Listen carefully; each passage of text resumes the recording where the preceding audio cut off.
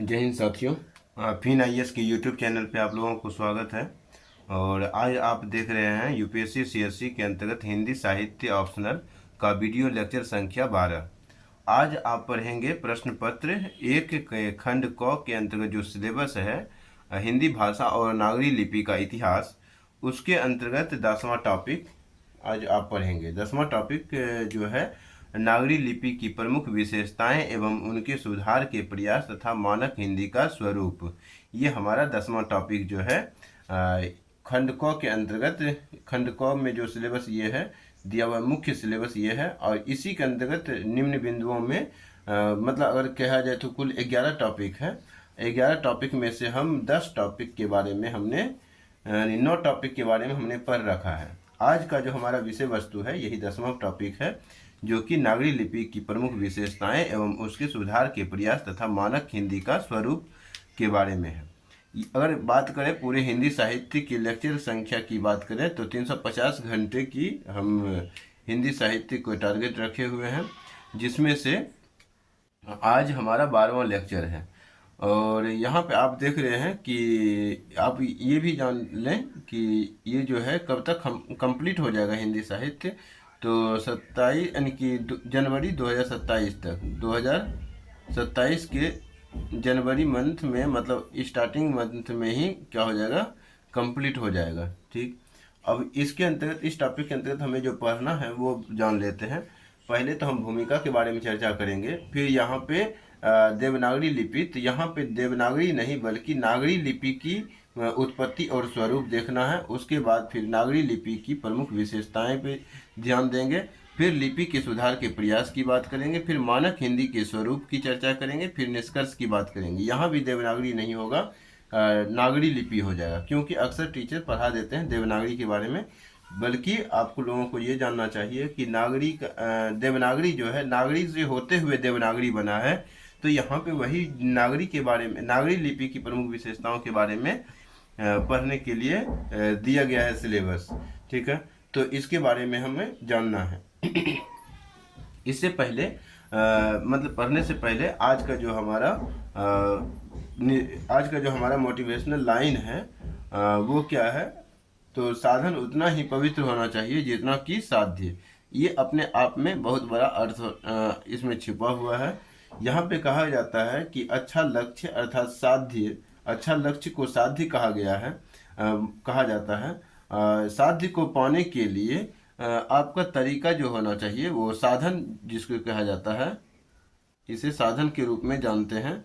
तो साधन जो है वो पवित्र होना चाहिए। साधन क्या होना चाहिए? पवित्र होना चाहिए।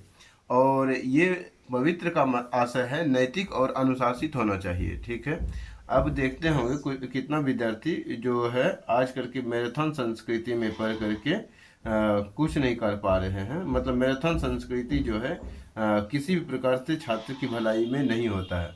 क्यों नहीं होता है कि आप लोगों को भी मालूम है कि अगर हम किसी भी दवाई का एक पत्ता एक के बार में खा लें या एक सिरप एक बार में ही पी लें तो उससे कुछ नहीं होने जाने वाला और नुकसान ही देने वाला है। ठीक है, तो इसी प्रकार अगर हम तथ्य की जो है भरमार लगा लें एक के साथ तो कुछ नहीं होने वाला है। एक जो है कंटेंट की बर्बादी भी हो जाएगा। जैसे कि आप जिस कॉपी में पेज में लिखेंगे आधा लिखेंगे आधा छोड़ेंगे, फिर लिख भी नहीं पाएंगे, पीडीएफ से पढ़ेंगे कुछ नहीं लिख पाएंगे। तो आधा नोट्स, वो संक्षिप्त नोट्स नहीं होता है, इसमें कुछ भी नहीं, विस्तार से पढ़ना होता है।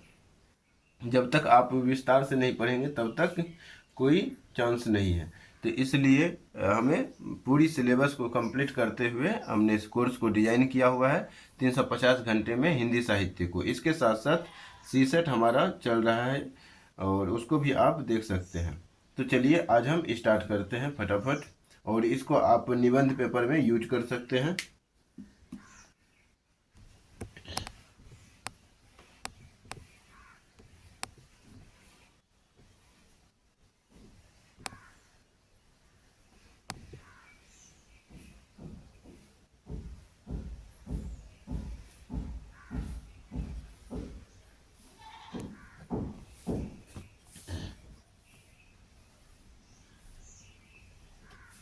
लिखेंगे पहले जो हम पढ़ेंगे इसमें भूमिका टॉपिक पढ़ेंगे। ये जो हमारा टॉपिक होगा पहला, भूमिका।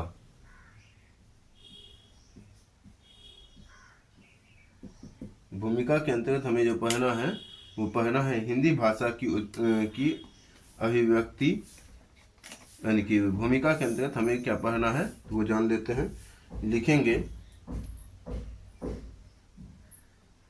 हिंदी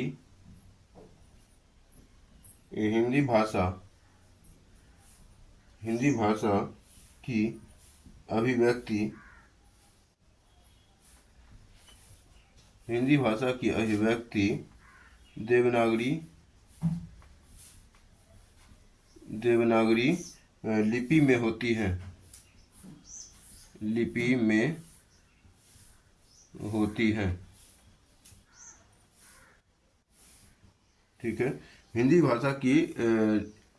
भाषा की जो अभिव्यक्ति होती है वो देवनागरी लिपि में होती है।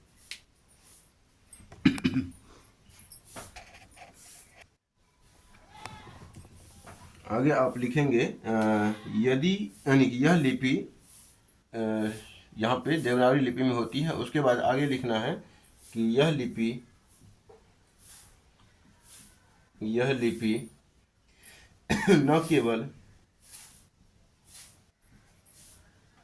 न केवल हिंदी की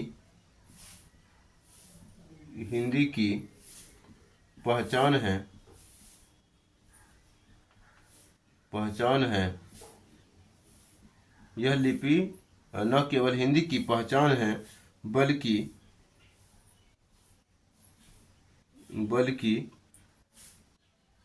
यहाँ पे देवनागरी नहीं लिखना है, नागरी लिपि भी लिख सकते हैं। ठीक है, तो यहाँ पे आप नागरी लिपि लिखेंगे। हिंदी भाषा की अभिव्यक्ति नागरी लिपि में होती है। यह लिपि का है कि हमें जो भूमिका फ्रेम करना है किसके अनुसार फ्रेम करना है, नागरी लिपि के अनुसार फ्रेम करना है। तो इस कारण से हम यहाँ पे देवनागरी ना लिख करके हम नागरी लिपि लिख करके हम यहाँ पे ध्यान में रखेंगे। तो हिंदी भाषा अगर लिखे होंगे तो आप उसको ऐसे काट देंगे। ठीक, तो हिंदी भाषा की अभिव्यक्ति नागरी लिपि में होती है। यह लिपि न केवल हिंदी की पहचान है बल्कि संस्कृत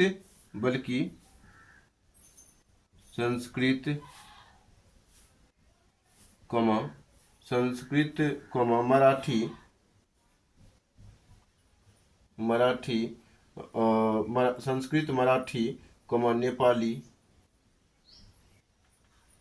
नेपाली जैसी कई भारतीय भाषाओं की भी आधार है। कई भारतीय भाषाओं की आधार है। ये आधार, ठीक है, आधार ही है, आधार है। ठीक है, तो ये पॉइंट हो गया।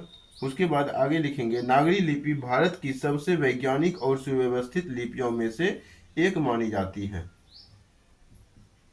नागरी लिपि भारत की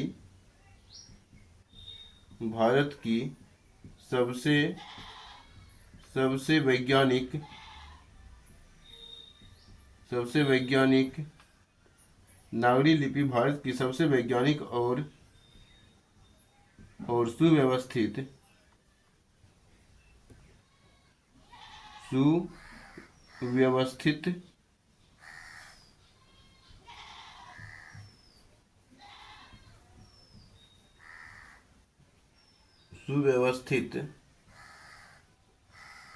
सुव्यवस्थित लिपियों में से एक मानी जाती है। लिपियों में से एक मानी जाती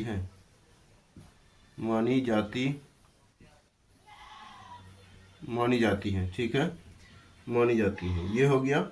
इसके आगे लिखेंगे आगे अगला पॉइंट देंगे।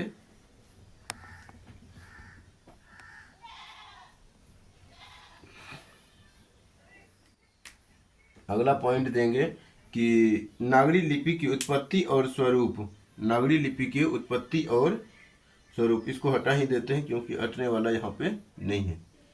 ठीक है, खैर कोई दिक्कत नहीं है, इसमें देते हैं, ये हटा ही देते हैं।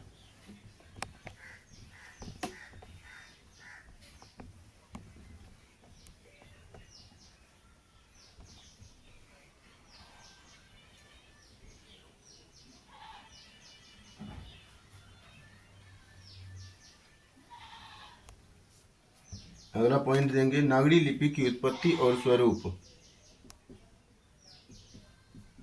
नागरी लिपि की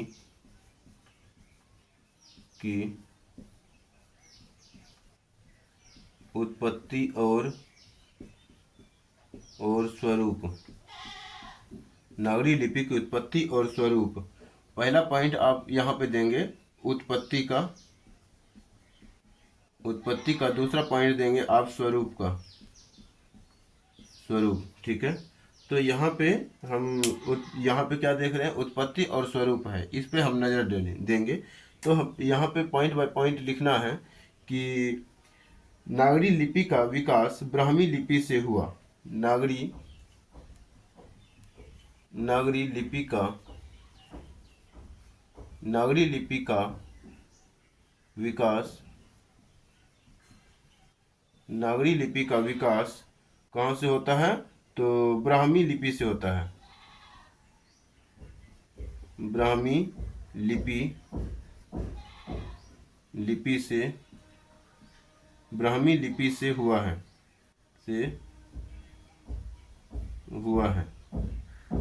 ठीक है, यह हुआ। नागरी लिपि का विकास ब्राह्मी लिपि से हुआ। उत्पत्ति का हो गया, मतलब या विकास हो गया या उत्पत्ति, इसी को कहते हैं। तो ब्राह्मी लिपि से हो रहा है। नागरी लिपि कहाँ से निकला, तो ब्राह्मी लिपि से आया। ठीक, और फिर यहाँ पे क्या बोला जा रहा है, नागरी लिपि की प्रमुख विशेषताएं एवं उसके सुधार के प्रयास तथा मानक हिंदी के स्वरूप। तो यहाँ पे जो अब है प्रमुख सुधार है, तो वो तो आगे आने वाले पॉइंट में हम देखेंगे। तो पहले नागरी लिपि जो जहाँ से उत्पत्ति हुआ है, यानी कि जहाँ से इसका विकास हुआ है, उसको हमने लिख दिया कि ब्राह्मी लिपि से हुआ है। फिर इसी में आगे लिखना है कि गुप्त और नागरी रूपों से होते हुए, गुप्त और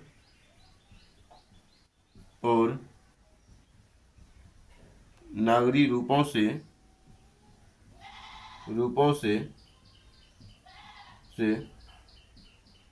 होते हुए नागरी ही आगे चल के देवनागरी में विकसित होता है, मतलब देवनागरी बन जाता है। तो रूपों से होते हुए यह आधुनिक देवनागरी बनी। यह आधुनिक देवनागरी बन गई। आधुनिक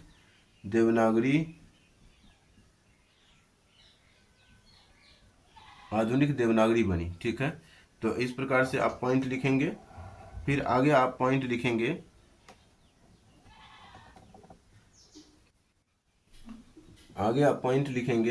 कि यह लिपि ध्वन्यात्मक है, अर्थात जो बोला जाता है वही लिखा जाता है। यह लिपि ध्वन्यात्मक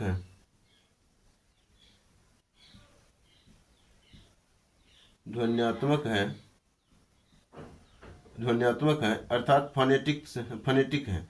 तो ध्वन्यात्मक है अर्थात जो बोला जाता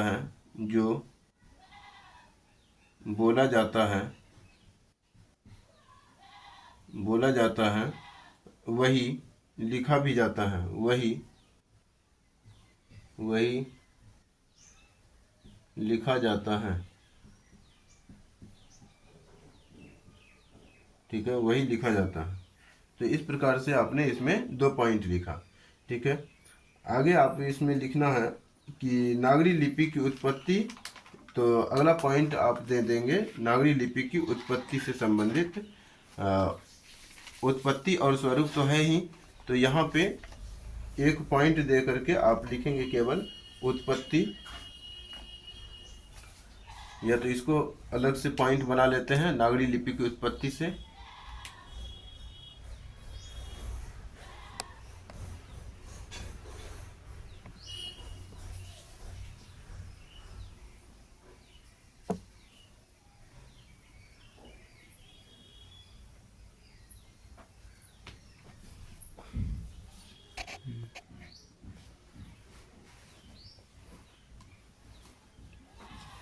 इसी का जो पॉइंट बनेगा, यानी कि नागरी लिपि की उत्पत्ति के और स्वरूप से ही जो पॉइंट बनेगा हमारा, यहाँ पे पॉइंट दे करके लिखेंगे उत्पत्ति, उत्पत्ति, या तो इसमें को पॉइंट बना देंगे तो ठीक रहेगा। उत्पत्ति, उत्पत्ति के अंतर्गत लिखना है नागरी लिपि की उत्पत्ति क्रमिक रूप से कई चरणों से होकर हुआ है। ठीक है, कई चरणों में हुआ है। तो यहाँ पे लिखेंगे नागरी लिपि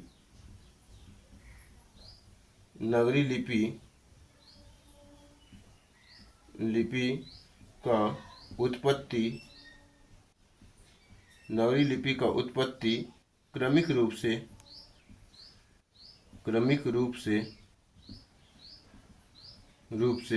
कई चरणों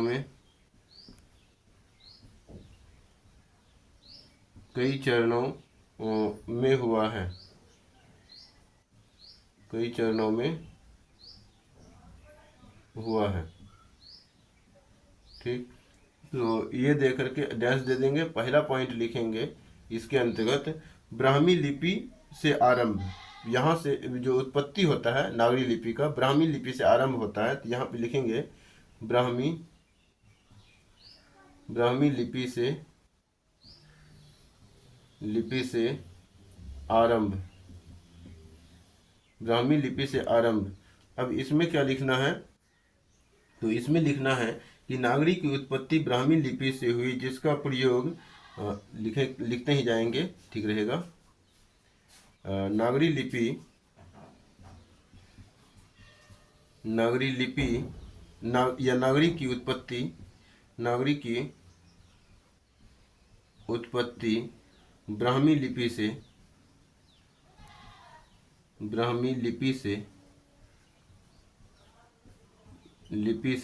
ब्राह्मी लिपि से हुई, यह हुआ ब्राह्मी लिपि से हुआ, ब्राह्मी लिपि से हुई ही लिख दीजिए, ठीक रहेगा। ब्राह्मी लिपि से हुई, और उसके बाद आगे लिखना है जिसका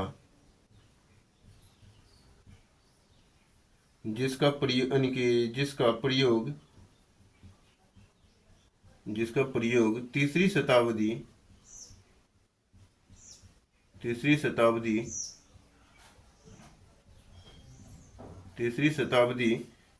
ईसा पूर्व से, तीसरी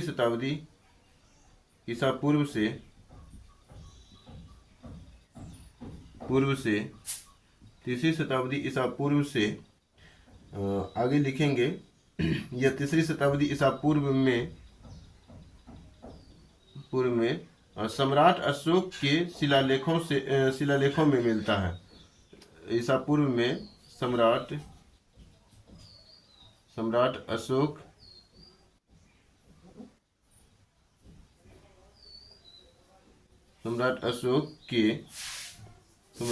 के शिलालेखों में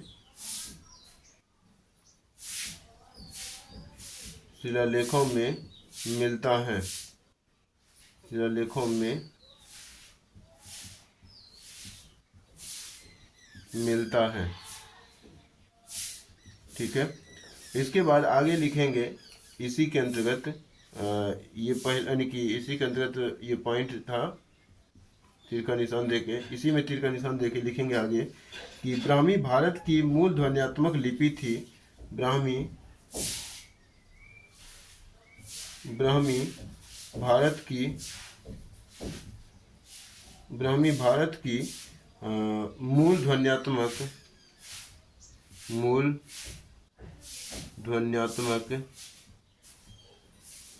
ध्वन्यात्मक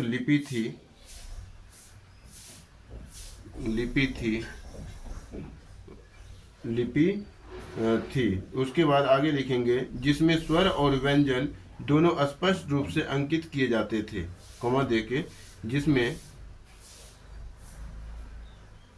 जिसमें स्वर स्वर और व्यंजन और व्यंजन स्वर और व्यंजन दोनों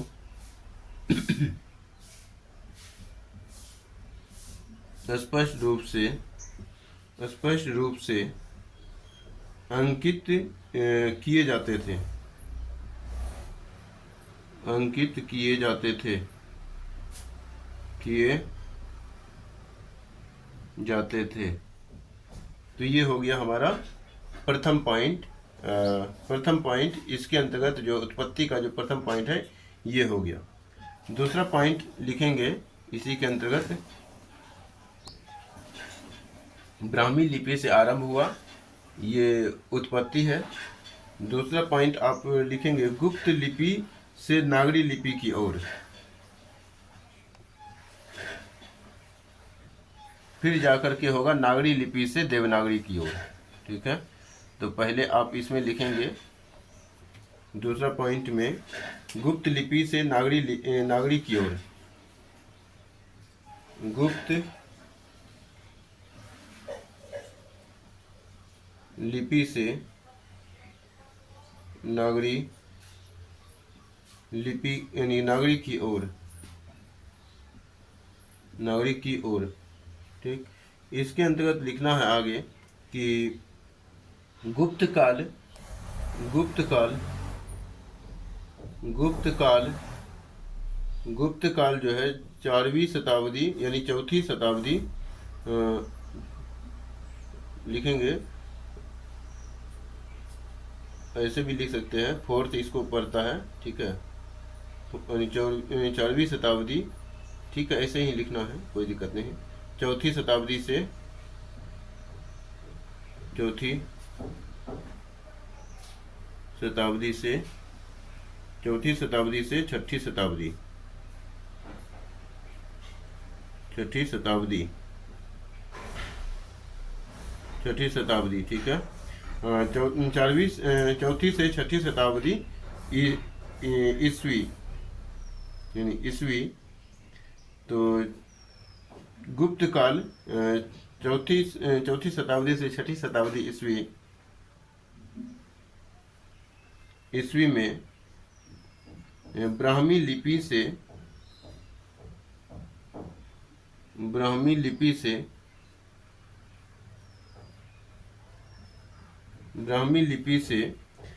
गुप्त लिपि विकसित हुई। ब्राह्मी लिपि से गुप्त लिपि विकसित हुई।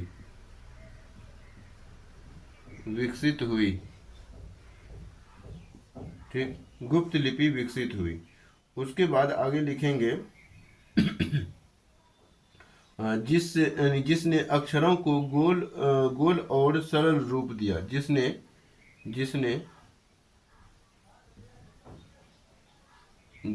अक्षरों को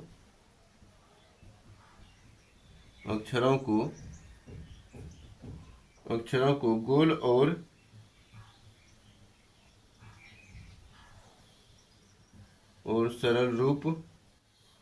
और सरल रूप दिया। ठीक, इसके आगे लिखेंगे अगला पॉइंट में इसी के अंतर्गत कि गुप्त लिपि से आगे गुप्त लिपि से आगे गुप्त लिपि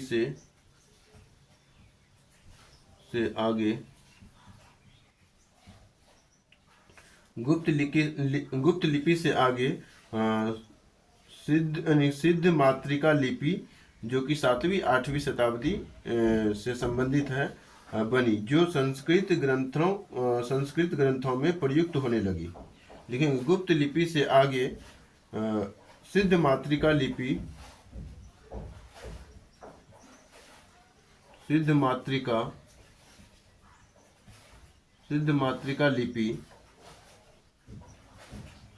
लिपि 7वीं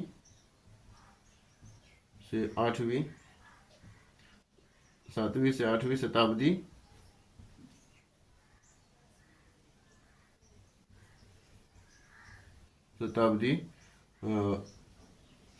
गुप्त लिपि से सिद्ध मातृका लिपि बनी। एक मिनट।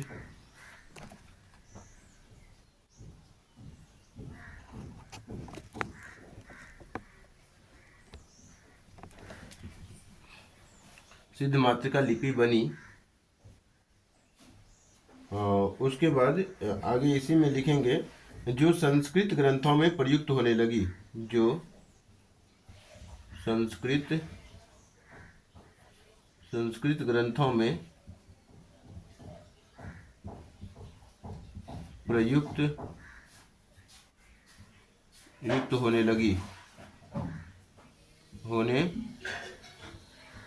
संस्कृत ग्रंथों में प्रयुक्त होने लगी।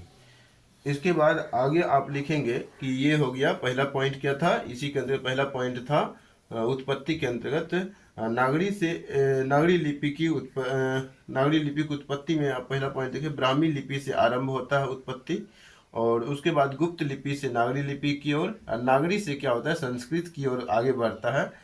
गुप्त लिपि से आगे जो है संस्कृत ग्रंथ जो है सिद्ध मातृका लिपि बनता है। गुप्त लिपि से सिद्ध मातृका लिपि, ये सिद्ध मातृका लिपि संस्कृत ग्रंथों में प्रयुक्त होने लगता है। ठीक, जो आगे चल करके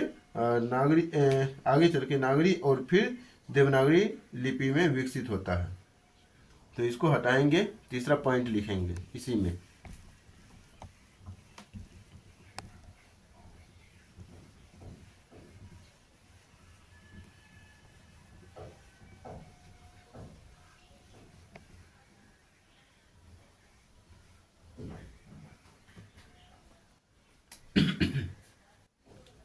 तीसरा पॉइंट इसमें लिखना है कि नागरी और फिर देवनागरी का विकास।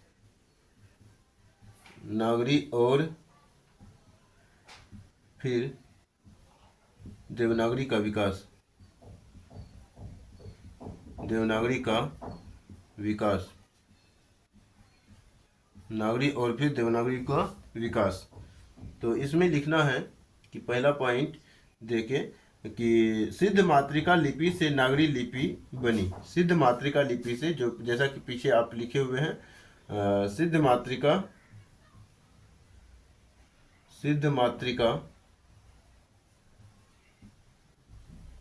सिद्ध जिसको नहीं लिखने आता इसको हम बता देते हैं, स्व महर्षि का द देंगे, हलंत देंगे, ऐसे भी लिखेंगे। सिद्ध हो गया मातृका, ऐसे भी लिख सकते हैं। सिद्ध मातृका ऐसे भी लिखा जा सकता है।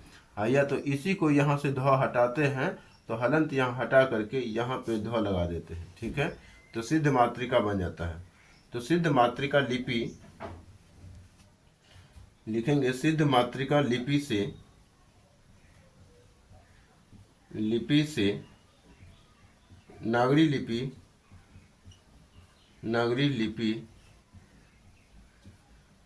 लिपि जो कि 8वीं से 9वीं शताब्दी की बात है, लिखेंगे 8वीं से 9वीं शताब्दी।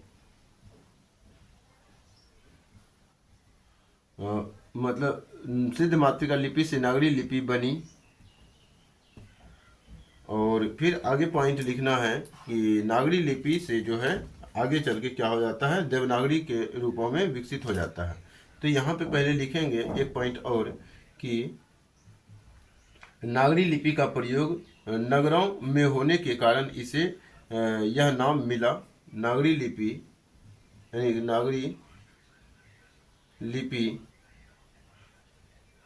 नागरी लिपि का प्रयोग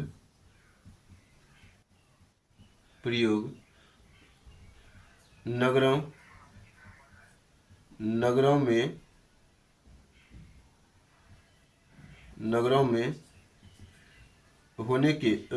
में होने के कारण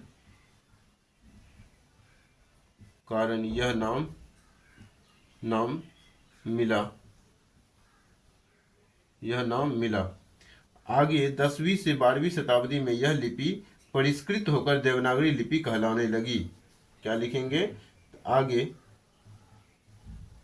आगे 10वीं से 11वीं शताब्दी 11वीं शताब्दी आगे 10वीं से 11वीं शताब्दी में इसको भी ब्रैकेट कर सकते हैं आगे, या फिर ठीक ही है, कोई दिक्कत नहीं भी देंगे ब्रैकेट तो चल जाएगा हालांकि काम। तो आगे 10वीं से 12वीं शताब्दी में 10वीं से 12वीं शताब्दी में यह लिपि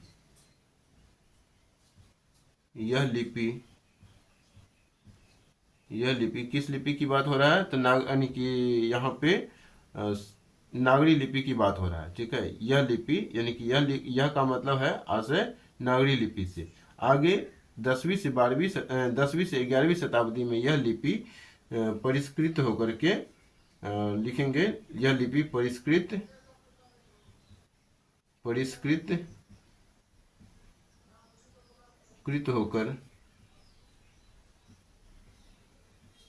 परिष्कृत होकर देवनागरी लिपि कहलाने लगी। देवनागरी लिपि कहलाने लगी। देवनागरी लिपि कहलाने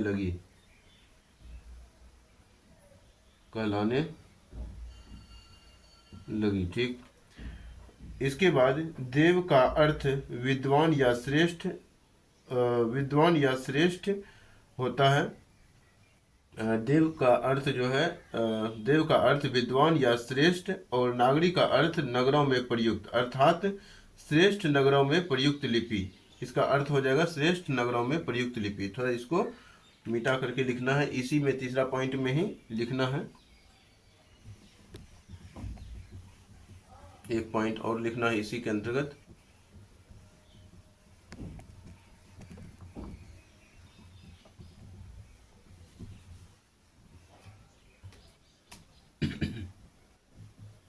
लिखना है देव का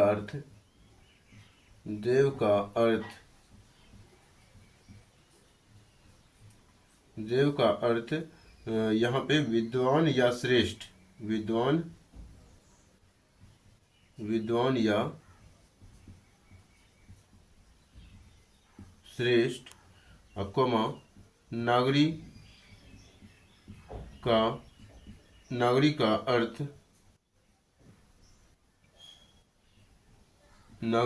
अर्थ जो है नागरी का अर्थ नगरों में प्रयुक्त, नगरों में प्रयुक्त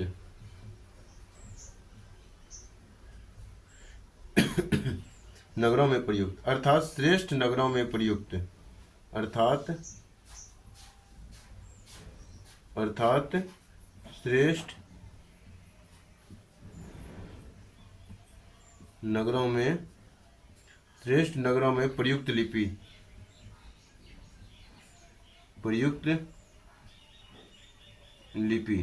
तो ये होता है देवनागरी। तो देवनागरी की उत्पत्ति नागरी से हुई है। अब आगे चल करके हम क्या पढ़ेंगे, ये उत्पत्ति हमारा पॉइंट कंप्लीट होता है। उत्पत्ति के बाद जो है नागरी लिपि का स्वरूप देखेंगे। यहाँ पे उत्पत्ति और स्वरूप दिया हुआ है, तो हम इसके स्वरूप की चर्चा कर लेते हैं थोड़ा।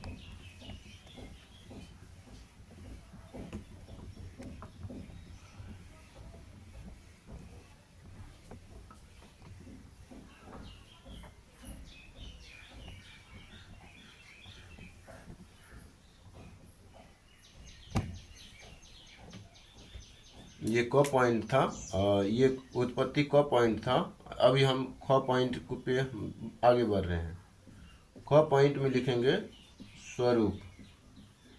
किसका स्वरूप? तो नागरी लिपि का स्वरूप। ठीक है, तो इसमें लिखना है कि देवनागरी लिपि ध्वन्यात्मक एवं वैज्ञानिक और सुसंगठित है।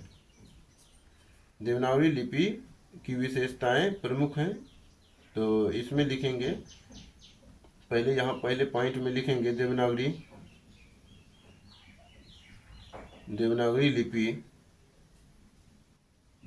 लिपि ध्वन्यात्मक वैज्ञानिक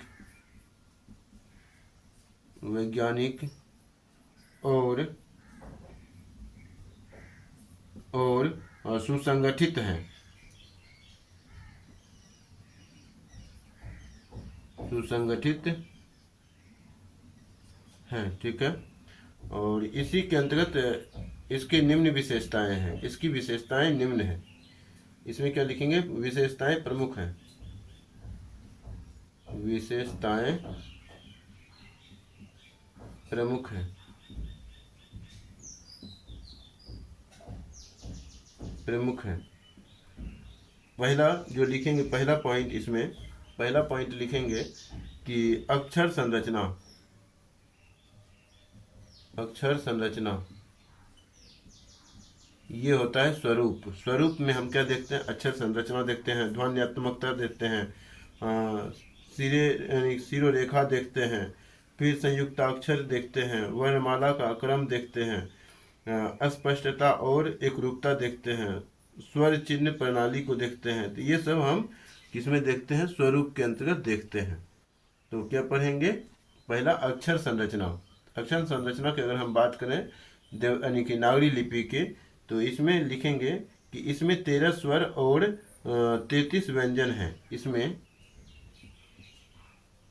इसमें 13 स्वर और 33 व्यंजन 33 व्यंजन हैं, ठीक। इसके आगे लिखेंगे कि ध्वन्यात्मकता। दूसरा पॉइंट में लिखेंगे ध्वन्यात्मकता।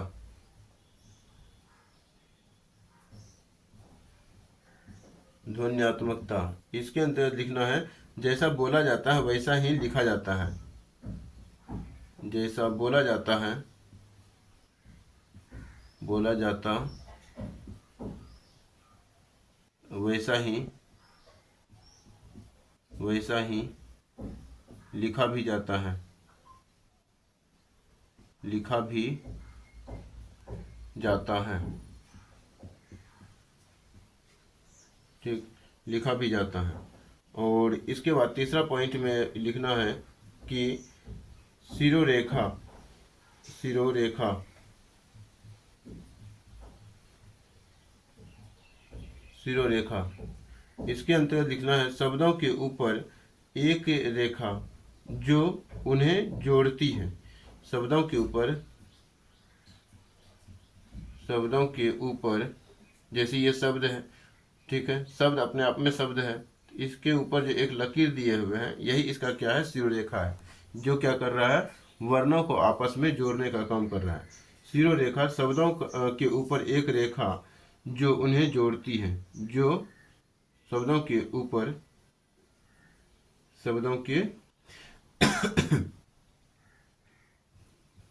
ऊपर एक रेखा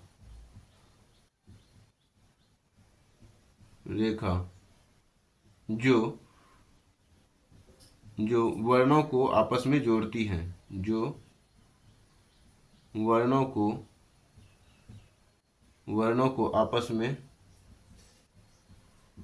में जोड़ती है, ठीक। सिरोरेखा के बाद इसमें थोड़ा सा अब हटाना पड़ेगा इसको।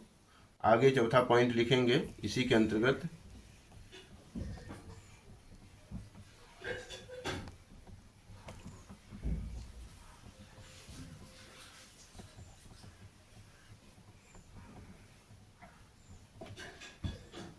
चौथा पॉइंट की बात करें तो चौथा पॉइंट जो हो जाएगा संयुक्ताक्षर व्याकरण, यानी संयुक्ताक्षर व्यवस्था। संयुक्ताक्षर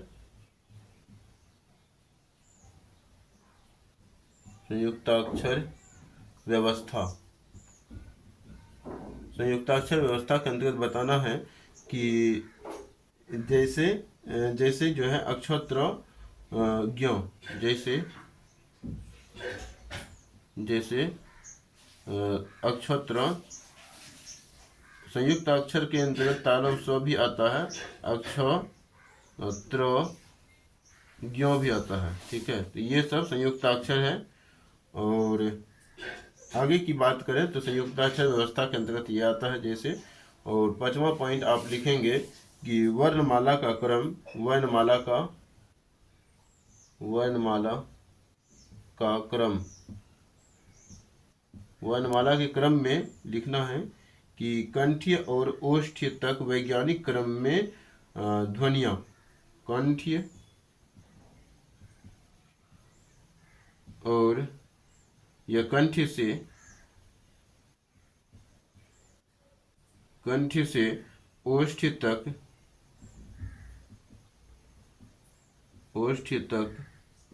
कंठ से ओष्ठ्य तक वैज्ञानिक क्रम में, वैज्ञानिक क्रम में ध्वनियाँ, वैज्ञानिक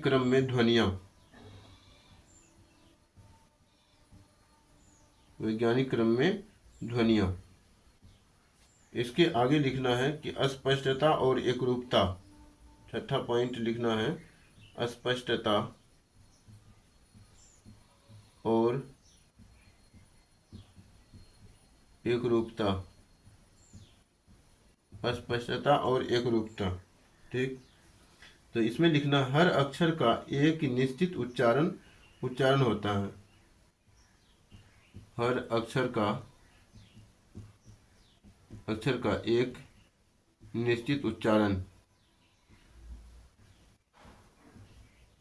उच्चारण।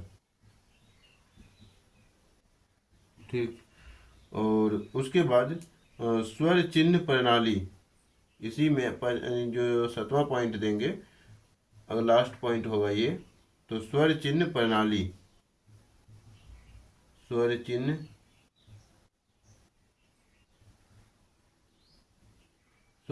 प्रणाली।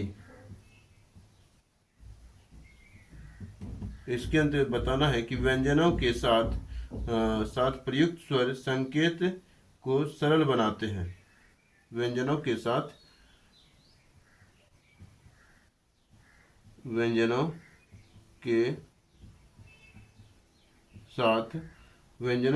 प्रयुक्त स्वर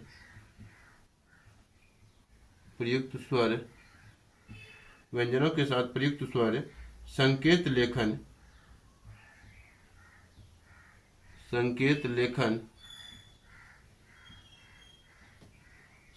लेखन को सरल बनाते हैं।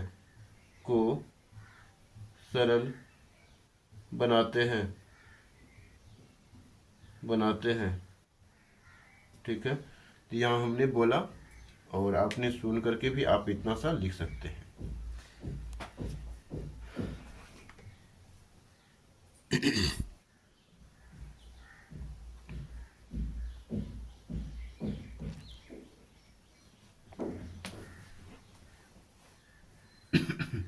तो नागरी लिपि की उत्पत्ति और स्वरूप की हमने चर्चा कर लिया है। अब नागरी लिपि के सुधार के जो प्रयास हैं उसके बारे में देखेंगे और फिर मानक हिंदी के स्वरूप विशेषताओं के बारे में चर्चा करेंगे, हिंदी के मानक स्वरूप की चर्चा करेंगे और फिर निष्कर्ष लेकर के हम समाप्त करेंगे। थोड़ा सा पॉइंट अभी और बचा है।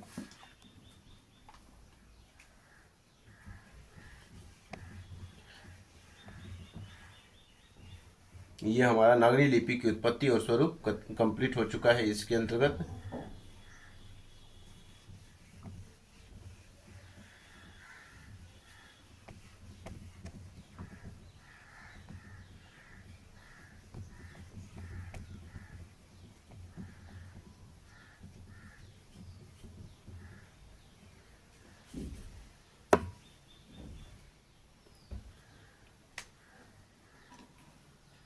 अब अलग से हेडिंग देंगे, एक नया हेडिंग, लिपि के सुधार के प्रयास।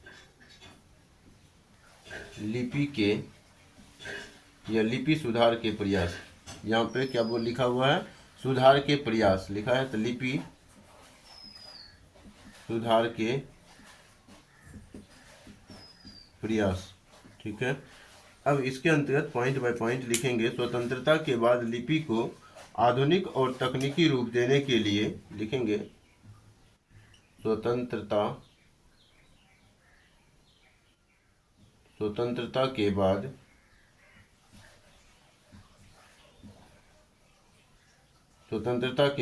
लिपि को लिपि को आधुनिक और तकनीकी स्वतंत्रता के बाद लिपि को आधुनिक और तकनीकी रूप देने के लिए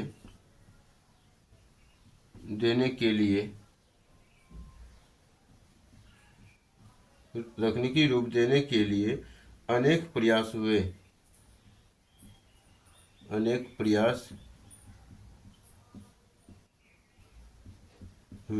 ठीक है, अगला पॉइंट लिखेंगे इसके अंतर्गत अनेक प्रयास हुए। नागरी प्रचारणी सभा, यहाँ लिखेंगे नागरी प्रचारणी सभा, नागरी प्रचारणी सभा ये वाराणसी 1853 में यानी 93 में स्थापित किया गया था। तो वाराणसी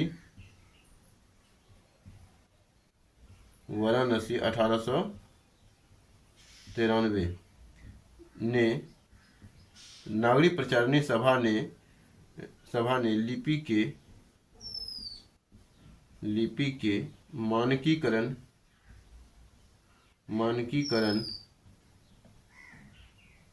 के मानकीकरण और सरलीकरण का कार्य किया। लिपि के मानकीकरण और सरलीकरण का कार्य किया। ठीक, इसके बाद केंद्रीय हिंदी निदेशालय और राजभाषा विभाग ने केंद्रीय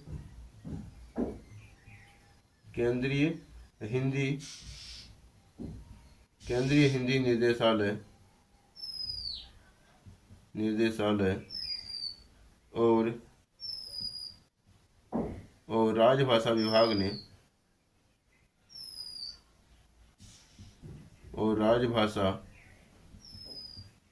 और राजभाषा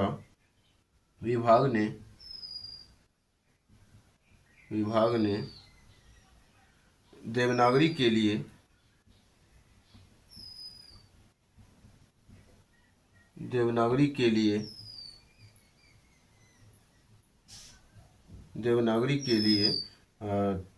टाइप राइटर, यूनिकोड और कंप्यूटर फॉन्ट विकसित किए। लिखेंगे देवनागरी के लिए टाइप राइटर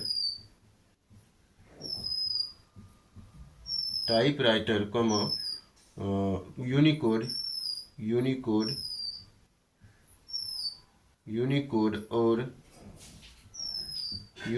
और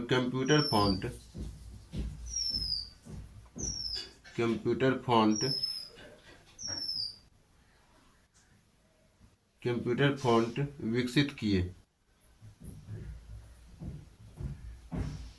विकसित किए। ठीक है, तो ये 3 पॉइंट हुआ।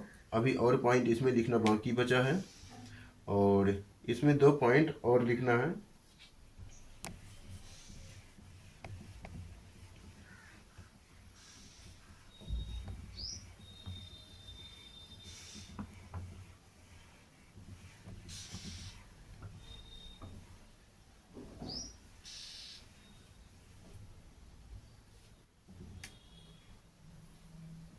सुधार के प्रयास के अंतर्गत अगला पॉइंट लिखेंगे कि संयुक्ताक्षरों को सरल बनाने, संयुक्ताक्षरों को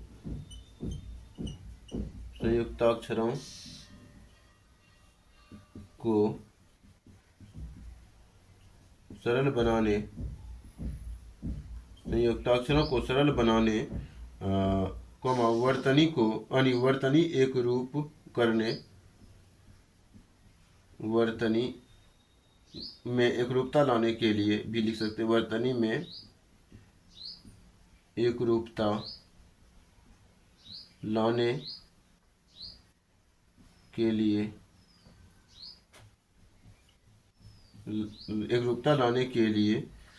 वर्तनी में एकरूपता लाने के लिए और छपाई के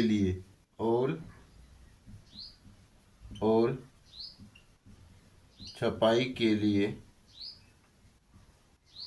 छपाई के लिए मानक रूप तैयार करने पर विशेष ध्यान दिया गया। मानक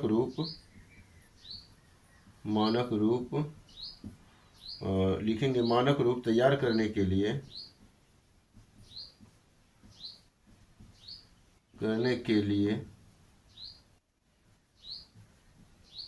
मानक रूप तैयार करने के लिए क्या किया गया, तो विशेष ध्यान दिया गया।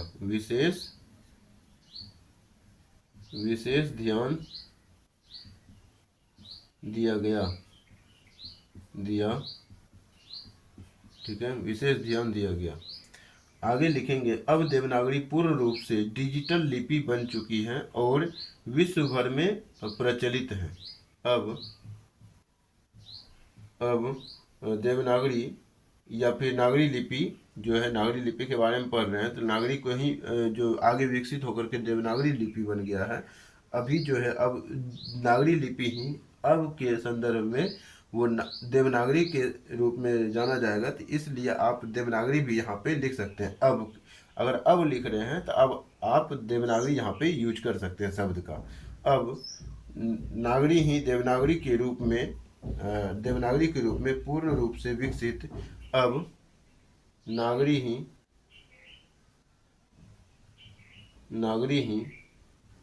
देवनागरी के रूप में देवनागरी के रूप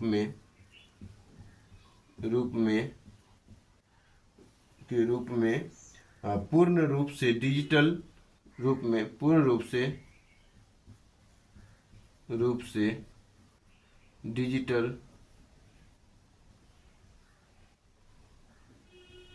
डिजिटल पूर्ण रूप से डिजिटल लिपि बन चुकी है।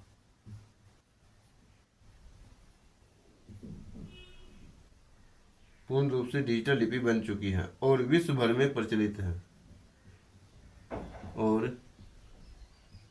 विश्व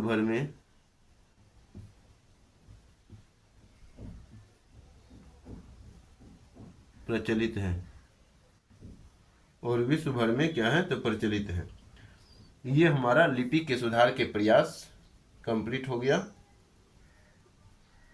लिपि के सुधार के जो प्रयास है ये हमारा टॉपिक इसके अंतर्गत हो गया। अब मानक हिंदी का स्वरूप देखेंगे। मानक हिंदी यानी कि हिंदी का मानक स्वरूप देखेंगे। अब जो हिंदी बना है तो उसका हिंदी का मानक स्वरूप क्या है, तो उसके बारे में भी थोड़ा इसी के अंतर्गत चर्चा कर लेते हैं।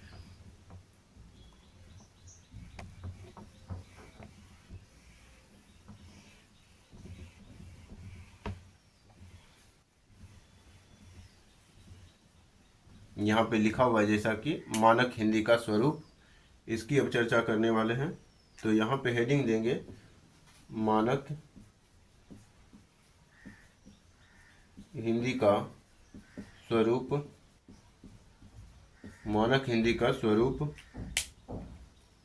या हिंदी का मानक स्वरूप या मानक हिंदी का स्वरूप, यही ठीक है, कोई दिक्कत नहीं है। लिखेंगे आधुनिक यानी कि आधुनिक मानक हिंदी। आधुनिक, इसके अंदर लिखेंगे आधुनिक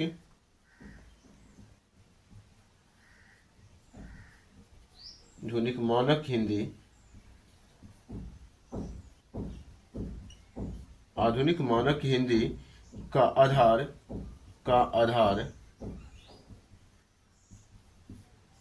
खड़ी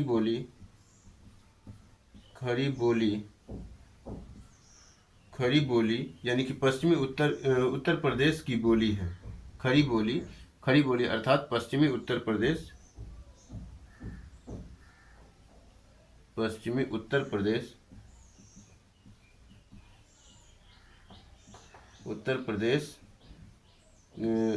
खड़ी बोली की है, या फिर पश्चिमी उत्तर प्रदेश।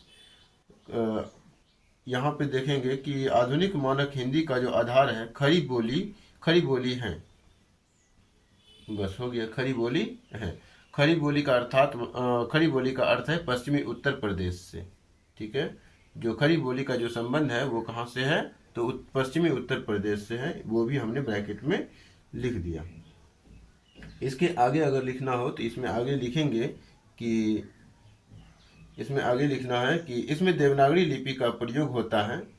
इसमें यानी कि खड़ी बोली में देवनागरी लिपि का प्रयोग होता है, तो इसमें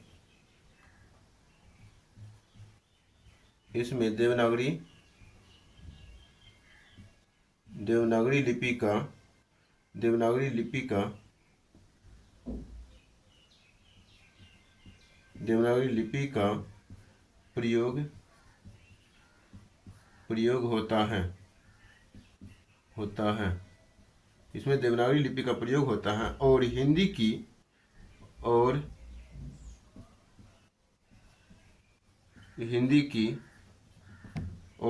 की सभी बोलियों के तत्वों को समेटे हुए हैं, और हिंदी की सभी बोलियों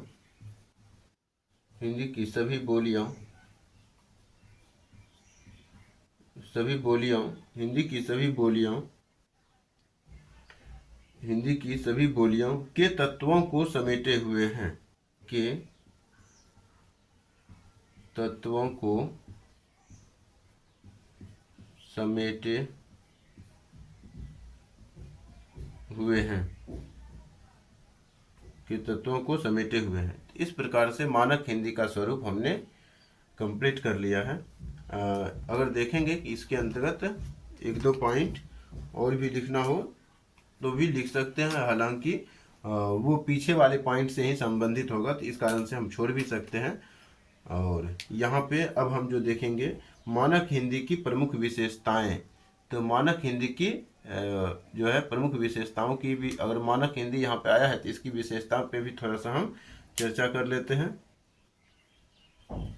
मानक हिंदी की प्रमुख विशेषताएं क्या क्या हो सकती है, 2-3 पॉइंट लिखेंगे, उसके बाद निष्कर्ष लिख करके हम क्लास को समाप्त कर देंगे।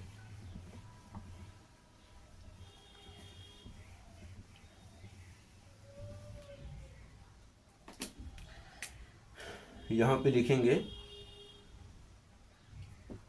मानक हिंदी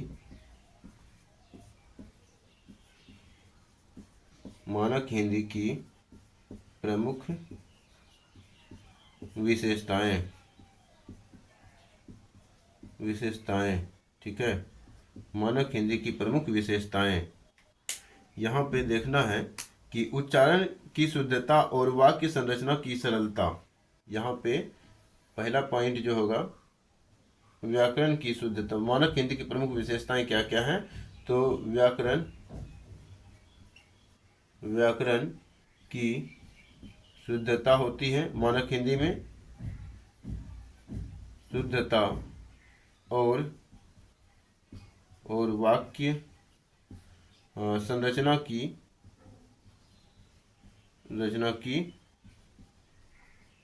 सरलता। दूसरी जो विशेषता है संस्कृत मूल शब्दों का प्रयोग। संस्कृत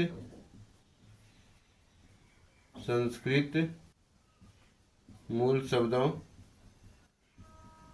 का प्रमुख यानी कि प्रमुख प्रयोग होता है। संस्कृत मूल शब्दों का प्रमुख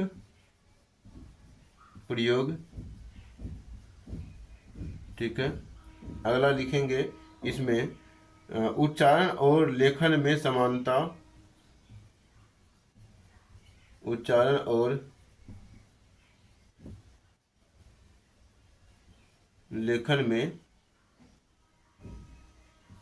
में समानता। अगला पॉइंट इसी के अंतर्गत लिखेंगे कि अभिव्यक्ति यानी कि शब्दावली में आधुनिक वैज्ञानिक और तकनीकी शब्दों का समावेश शब्दावली में आधुनिक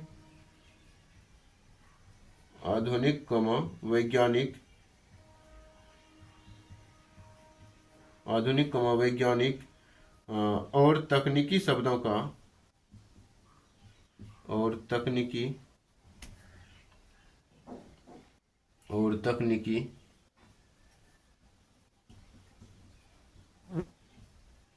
का तकनीकी शब्दों का समावेश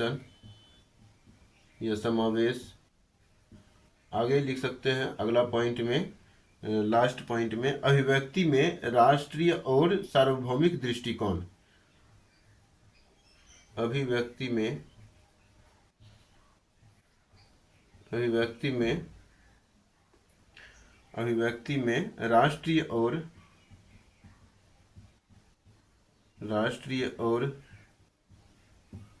सार्वभौमिक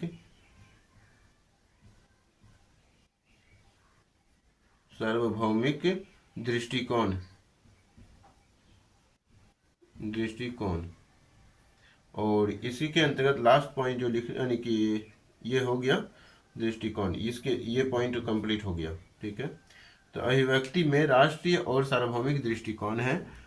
मानक हिंदी की प्रमुख विशेषताएं, व्याकरण की शुद्धता और वाक्य संरचना की विशेषताएं हैं। सरल यानी कि संस्कृत मूल शब्दों का जो प्रयोग होता है तो ये भी इसकी प्रमुख विशेषताएं में ही आता है। उच्चारण और लेखन में समानता होती है। शब्दावली में आधुनिक वैज्ञानिक और तकनीकी शब्दों का समावेशन जो होता है वो भी मानक हिंदी की प्रमुख विशेषताएं ही हैं। आगे आप निष्कर्ष लिख करके इस पॉइंट को यानी इस लेक्चर को समाप्त करेंगे।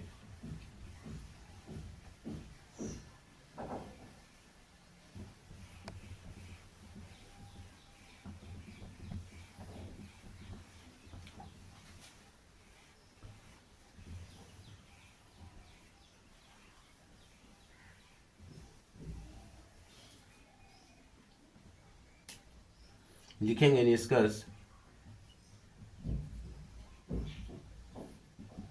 निष्कर्ष के अंतर्गत लिखेंगे देवनागरी लिपि हिंदी की आत्मा है। इसमें भी उसी प्रकार से निष्कर्ष लिखना है। देवनागरी या नागरी लिपि, नागरी ही के बारे में हो रहा है तो नागरी ही लिखेंगे। नागरी लिपि यानी कि हिंदी की आत्मा है। नागरी लिपि हिंदी की आत्मा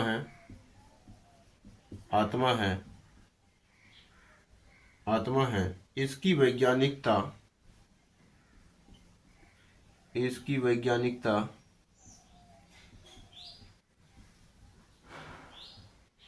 वैज्ञानिकता कमा सुसंगठितता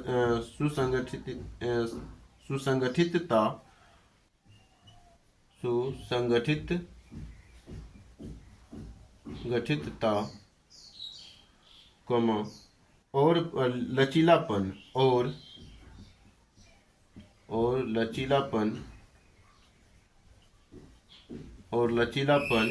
इसे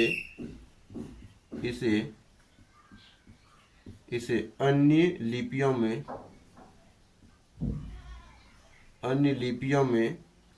लिपियों से श्रेष्ठ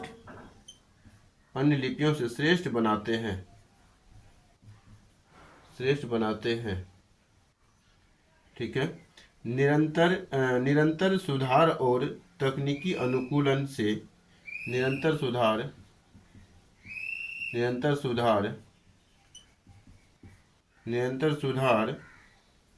और निरंतर सुधार के बाद लिखेंगे तकनीकी अनुकूलन से निरंतर सुधार और ठीक ही था। निरंतर सुधार और तकनीकी अनुकूलन से निरंतर सुधार और तकनीकी अनुकूलन से यह आज विश्व स्तर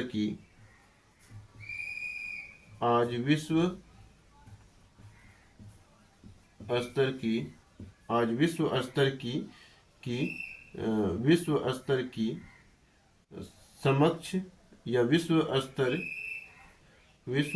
की समझ और डिजिटल लिपि बन चुकी है। विश्व स्तर की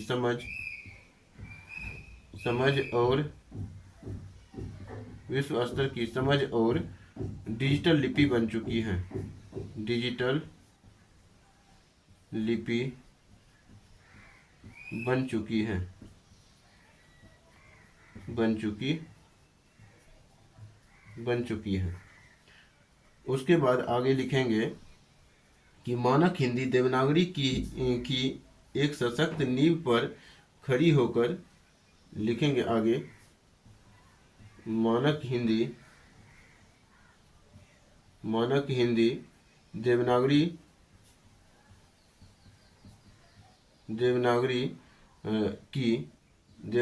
की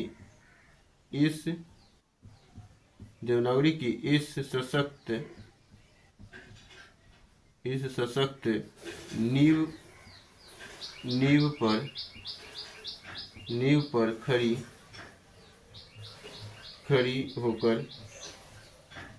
खड़ी होकर राष्ट्र की एकता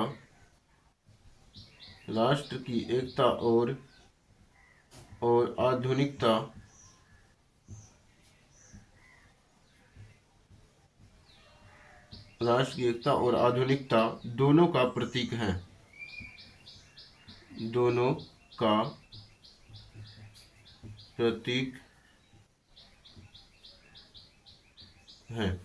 ठीक है। तो इस प्रकार से हम निष्कर्ष को व्यवस्थित कर सकते हैं सारे पॉइंट को मिला करके। तो हम ये आशा करके चलते हैं कि ये लेक्चर आपको पसंद आया होगा। अगर पसंद आया होगा तो चैनल को सब्सक्राइब करेंगे, वीडियो को लाइक करेंगे और अपने सहपाठियों के बीच शेयर भी करेंगे। धन्यवाद।